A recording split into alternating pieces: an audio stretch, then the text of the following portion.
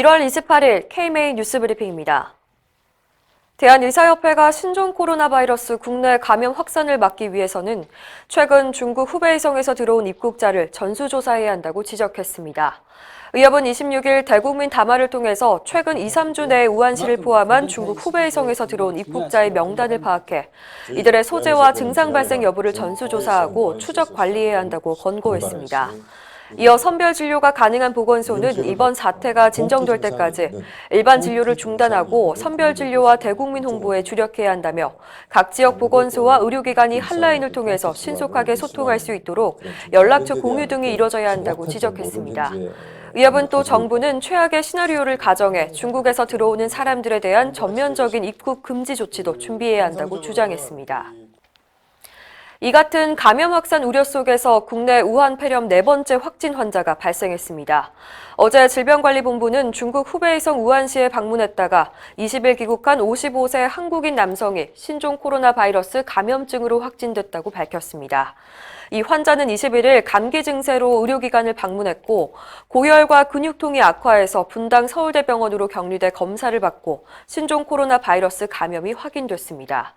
질병관리본부는 현재 환자의 이동 동선을 따라서 심층 역학조사를 벌이고 있습니다. 한편 4번째 확진자가 나온 경기도 평택에서는 관내 모든 어린이집에 임시 휴원령이 내려졌는데요.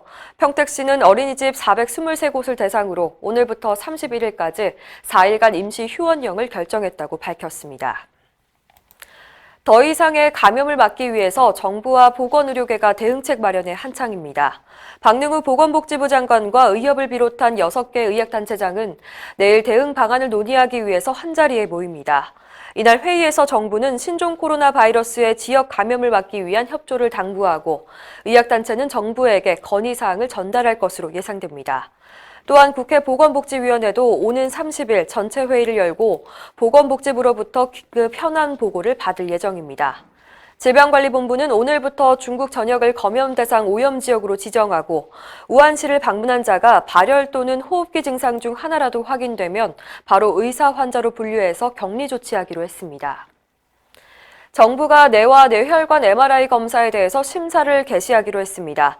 뇌-뇌혈관 MRI는 대표적인 문케어 급여 항목인데요. 2018년 10월 급여 전환 이후 1년 넘게 심사 없이 모니터링만으로 현황 관리를 하고 있는 실정입니다. 하지만 실제 급여 청구 규모가 정부 예측치를 훌쩍 뛰어넘으면서 정부 입장에선 재정 관리가 절실해진 겁니다.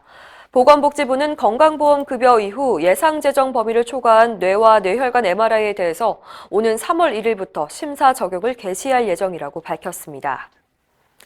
제34대 대한공중보건의사협의회장에 김형갑 공중보건의사가 당선됐습니다.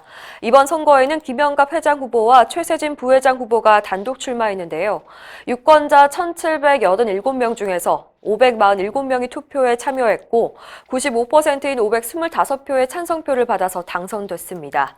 김형갑 회장 당선자는 인제대 의과대학을 졸업해서 현재 전남광역시 옥룡보건지소에서 재직 중이고 최세진 부회장 당선자는 서울대 의과대학을 졸업해 현재 서울구치소에서 근무하고 있습니다. 김형갑 회장 당선자는 회원의 권익을 지킬 수 있도록 장기적이고 전략적인 선택을 하겠다며 갈등과 문제를 성공적으로 해결해 나가겠다는 포부를 밝혔습니다. 이상으로 뉴스브리핑을 마칩니다. 자세한 사항은 의협신문을 참고하시길 바랍니다.